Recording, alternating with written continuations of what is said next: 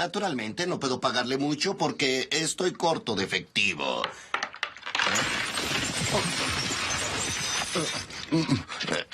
Como ve, este viejo edificio se está cayendo. Se va a presentar este proyecto de ley de un aporte solidario extraordinario. No es un impuesto que se va a mantener a lo largo del tiempo, sino un aporte por única vez. ¿Qué te parece ese impuesto a las grandes fortunas? Mira, a mí me parece que, primero, ¿qué son las grandes fortunas? Habría que definirlas, ¿no? Los patrimonios de quienes tienen arriba de 200 millones de pesos, pocas familias pero que tienen una amplia cobertura mediática. Aumentar los impuestos nunca ha sido solución de nada. ¿Cuánto va a recaudar con su impuestito? 300.000 millones de pesos. Para que se den una idea, es un tercio de lo que el gobierno lanzó en paquete de ayuda social al inicio de la pandemia. ¿Cuánto va a recaudar con su impuestito? Seguramente el equipo de espionaje de Nación y Clarín ya sabían desde ayer a la tarde que lo íbamos a presentar y por eso salieron con la mentira repugnante de que estamos por aumentar el impuesto a las ganancias. Quieren fabricar una discusión sobre un tema que no existe. La tremenda mentira de hoy,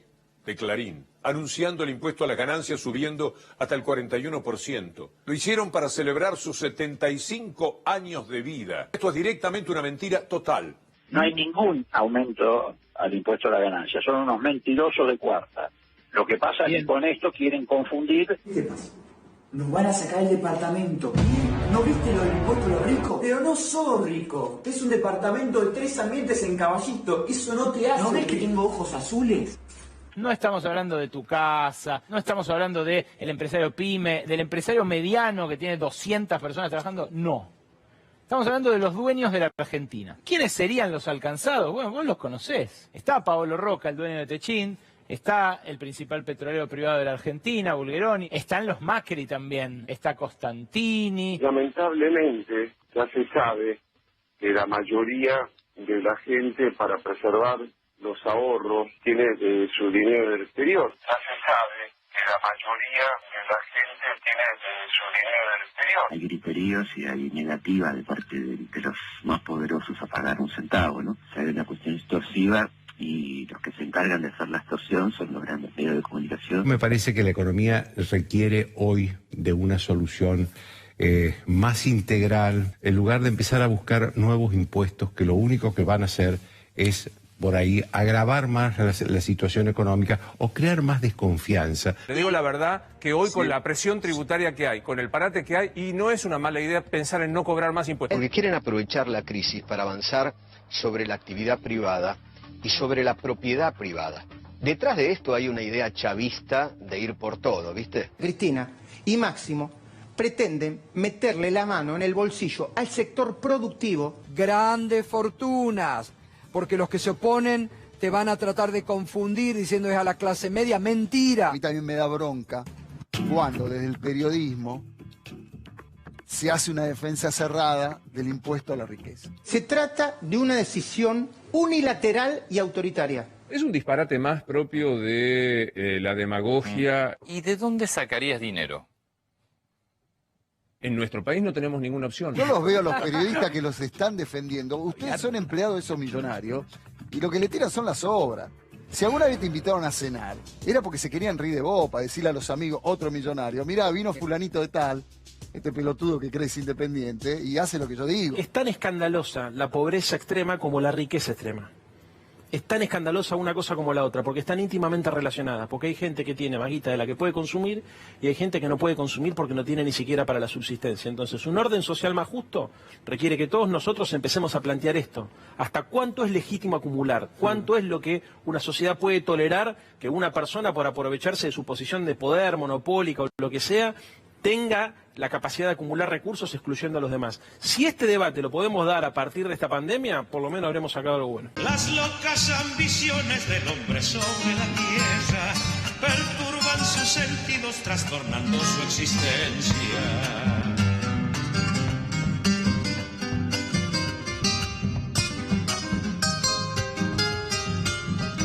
Si nada has de llevarte, ¿para qué tanto desvelo? El oro de este mundo no ha de servirte en el cielo. Bien, tiene la economía como un auto y en el hombre rico como el conductor. Si no le dan al conductor todo el dinero, él los hará caer por un precipicio. es de sentido común. ¿Cómo te cae la posibilidad de que en Argentina haya un impuesto a la riqueza? Blanqueamos todo lo que teníamos que blanquear, pagamos el 10% y muchos no blanquearon, que los felicito, No, ¿cómo lo felicita? No. Porque sí. Están fuera de la ley esos, ¿eh? Bueno, hay tantas cosas que están fuera de... No valemos todo lo que está fuera de la ley, digo. Siempre tuvo problemas con los impuestos, Susana. Me parece tan ridículo que tenga que aportar para la jubilación. Yo dije, pero no quiero pagar la jubilación, yo le decía a mi contador. Pero yo nunca me voy a jubilar, ¿qué me importa? Y estaban exentos de impuestos todos los negocios que estaban ahí. Ay, no te lo puedo creer. ¿Exento de impuestos? Ah, Sí. me acuerdo que el Por favor. Paralelo 42, el famoso paralelo 42. Ahí no había impuestos. De ahí para abajo. Ay, Después lo todos corrieron teníamos que ir a Tierra del vivir Fuego. ahí antes. Ay, todos teníamos que ir a vivir ahí antes. Si ahora te quieren sacar más por única vez, no sería justo. Es un país que nos está ahogando a todos con los impuestos. Único país del mundo. Italia baraja una tasa COVID para hacer frente a la pandemia. El SPD de Alemania quiere apuntar a los súper ricos con el impuesto al patrimonio.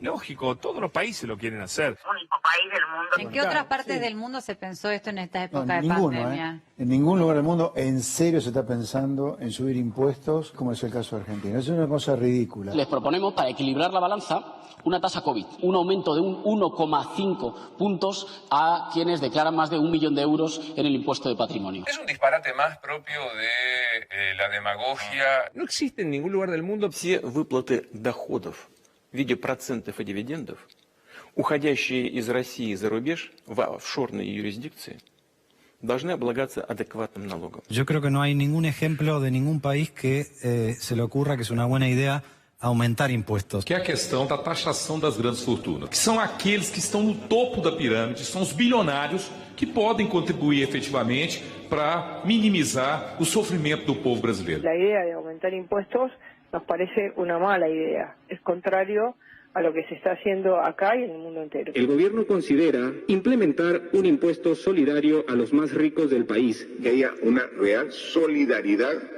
de todos los peruanos.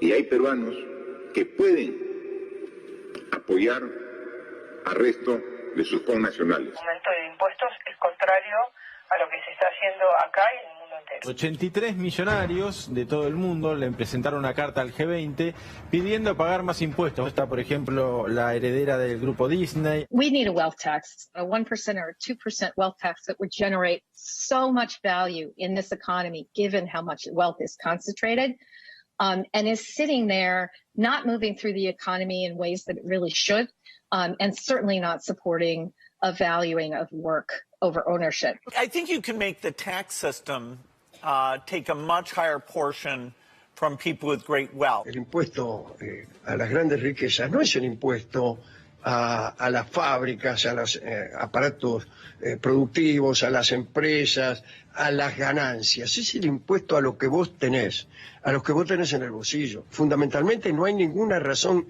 ética para oponerse a una idea como esa. I have proposed a 2-cent wealth tax on the top 1/10 of 1% in this country. So your first $50 billion will be free and clear. Thank you. Yes. Oh my God, I got nervous for a second. Yeah, exactly. Wow. I'm a reasonable woman. Thank you. But on your 50 millionth and first dollar of accumulated wealth, you got to pitch in 2 cents. And 2 cents on every dollar after that, so that we could make an investment in an entire generation. That's how we'll build a future. This is a question not just of budgets, it's a question of values. Yo nunca me olvido que en febrero, cuando estuve con Merkel, la pregunta que me hizo Merkel al terminar nuestra cena es: nunca entendí por qué en Argentina los ricos no pagan más impuestos. Bueno, tal vez en este momento los que más tienen podrían apoyarnos un poco más al resto de los argentinos. Detrás de qué espejismos andamos sin darnos cuenta, persiguiendo la fama, el poder y la riqueza.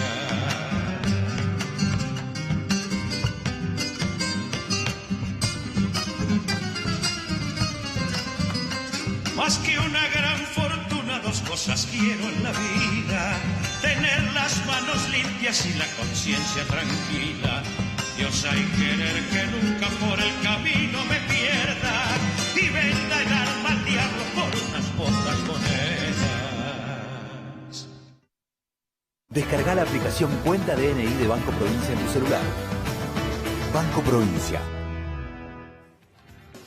Estaba sacando cuentas y estaba pensando, algunos que estén del otro lado me van a decir, no, pero no son 26, son 30, otros serán 35, pero trazando un paralelismo para poner en dimensión de la gente común que está en su casa y que está mirando, cuál es el mínimo del que debería realizar ese aporte extraordinario, como mínimo debiera tener alrededor de 30 departamentos de 2 ambientes para hacer y estar encuadrado dentro de este tributo. Pongo esto y trazo el paralelismo porque me parece importante. 30 departamentos. ¿Vos tenés 30 departamentos? No, ni a palo. Bueno, me gusta. En un futuro, porque yo le digo al presidente... Depende, porque estoy calculando 30 departamentos de 2 ambientes. 2 ambientes, no. O sea que de uno por ahí podemos extendernos un poco más. ¿Vos tenés 30 departamentos? Tengo 15 de uno, 15 bulos. Juntando a toda tu familia. Ah, claro. No, presidente, no es así. Bueno, quería hacer ese comentario porque también el número es tan exorbitante que tenemos que tomar un poco de dimensión. Es toda una tergiversación tan enorme, tan enorme. Miren, cuando en el mes de, creo que fue mayo, hicimos la reunión del G20, este tema fue planteado en el G20 y prácticamente todos estuvieron de acuerdo con la idea de que se ponga un aporte extraordinario a las grandes fortunas, por un criterio de solidaridad, porque la economía se destruyó en todo el mundo necesitó ese aporte. Y cuando yo recién no recordaba cuál era el monto inicial. Le mandaron el WhatsApp. 200 millones de dólares. Está bien. O sea, estamos hablando de las personas que tienen un patrimonio de más de 200 millones de dólares, de ahí para arriba. De dólares, ¿okay? además. De dólares. Sí, ¿okay? sí. Nosotros no tuvimos. Y era porque discutíamos a quién considerábamos ricos, porque alguien que tiene 100 millones de dólares, ¿no es rico? Y sí, por ejemplo. ¿Y qué le parece? Y sí. Finalmente se fijó ese monto, ¿ok? Lo que digo yo es que es un aporte extraordinario, que en verdad deberían hacerlo de motus con propio. un criterio con un criterio de solidaridad. Uno lo escucha a Bill Gates, a la heredera de Disney, escucha a las grandes fortunas del mundo. Se va a reír, hasta actores de Hollywood han donado para la investigación, por ejemplo, del coronavirus, o por ejemplo para ayudar a la gente enferma en los Estados Unidos. Así ha sido. Carlos Slim, que es una de las fortunas más grandes del mundo, sí, es mexicano, es el que ha financiado la vacuna para Oxford y AstraZeneca que se va a producir en Argentina. Y ha donado 300 millones de dólares. Entonces, yo no entiendo, la verdad que me cuesta entender esta reacción. Ya no me pongo a hablar de los que dicen que lástima que no nos podemos ir a un paraíso fiscal, las cosas, qué lástima que tengo que hacer aportes jubilatorios, estas cosas que escucho que hay un grupo reducido. Siempre me acuerdo de un sociólogo americano, lo debo haber dicho porque lo repito siempre, porque la Argentina me convoca siempre a la misma reflexión. Un sociólogo americano, Berger, un gran sociólogo, dedicado mucho a medios, a la influencia de los medios en la sociedad moderna, alguna vez usó una frase que me quedó grabada. Dijo que la mayor muestra de decrepitud de una sociedad es cuando una sociedad discute lo obvio. Y yo siento que la Argentina discute lo obvio permanentemente. Y eso me desespera. O sea, estamos discutiendo si hay que pagar, si hay que contribuir a las jubilaciones. ¿Ustedes se dan cuenta de lo que estamos discutiendo? Y bueno, me parece que no tendría que Estamos discutirse discutiendo eso. si los más ricos tienen que pagar más impuestos que el resto. Son temas que están en el mundo absolutamente superados hace siglos. Pero y en la Argentina se discuten. ¿Está bien? ¿Está cómodo? Yo estoy espléndido. Le pregunto a 36 porque hay otra persona que está del otro lado, mi querido. A ver, ¿quién está? Y antes de ir al invitado, usted lo dijo, ¿sabe quién citó a Berger? Marshall McLuhan, quien escribió El medio es el masaje, porque el medio te masajea tanto la cabeza que finalmente estás diciendo lo que ellos quieren. Pero del otro lado hay una persona que trabaja en los medios, que es un artista de su voz, de todo. Tiene un pelo estupendo, además de su intelectualidad. El señor Alejandro Dolina. Buenas noches, ¿cómo le va? Sorpresa para el presidente. ¿Cómo anda, Dolina? Alberto. Muy bien, ¿cómo Alejandro Alberto, el presidente. Me declaro fan de Dolina, Ahí estamos. Bueno, aquí estoy. ¿Qué tal, Roberto? ¿Qué tal? ¿Qué tal, Luciana? Señor presidente, un gusto. ¿Cómo le va? Muy bien.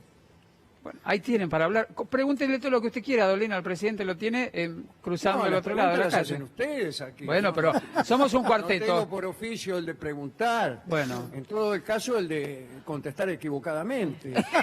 Pero... Es un poliamor esta mesa, así Bueno, que... ¿qué pide? Le pregunto yo. Claro, señor Dolina, rompa la usted el saludo, hielo, por mi supuesto. querida. Le quiero preguntar, porque estábamos hablando del aporte a la solidaridad extraordinaria y de las grandes fortunas que se está tratando, que se está trabajando sobre ese tema, y yo recién hacía un estimativo de los 200 millones de pesos, que es lo que se puede comprar para que la gente entienda de qué números estamos hablando. De Y puse pesos, el no de ejemplo dólares. De pesos. De pesos, 200 puse el millones de ejemplo pesos. de la cantidad de departamentos que no 200 podría millones de comprar. pesos, sí. ¿Qué piensa usted, Dolina, acerca de esta idea y de este aporte que la Argentina va a tratar? Justamente la última vez que yo tuve una comunicación con este canal, Dugan me preguntó exactamente eso. Ah, mira. Yo le dije, creo recordar, que no había ningún impedimento ético, ninguna contradicción ética que se me ocurriera para oponer a ese impuesto. Y le conté también que me parecía que algunos confundían el impuesto como si fuera para la producción, como dijo Majul en el cuadrito que hicieron ustedes hace un rato. Majul dice, están atacando la producción.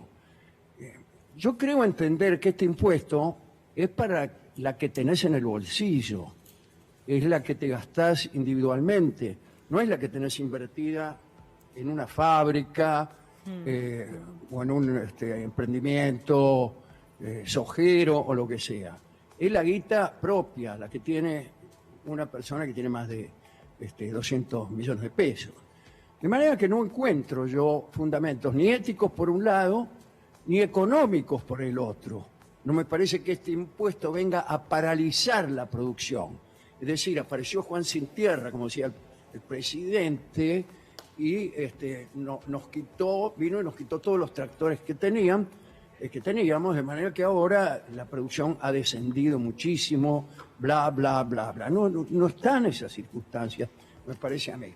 Así que creo que el único dolor que puede suceder es el dolor de los niatos que tienen mucho dinero, y una ínfima parte del cual tendrán que poner. Quizá sucede eso, las personas que tienen mucho dinero han aprendido también a amarlo tanto que no quieren desprenderse quizá de una parte de lo que tienen. Pero yo no veo que el resto del país vaya a sufrir. Yo no veo que el obrero vaya a sufrir porque su patrón cerró la fábrica en virtud del impuesto. Eso no va a suceder. De modo que me parece más bien que cuando uno se opone a esta y a otras medidas es porque ha desarrollado una posición política que consiste en oponerse a cualquier medida del gobierno, no a medidas concretas y determinadas, sino a todas y a cada una.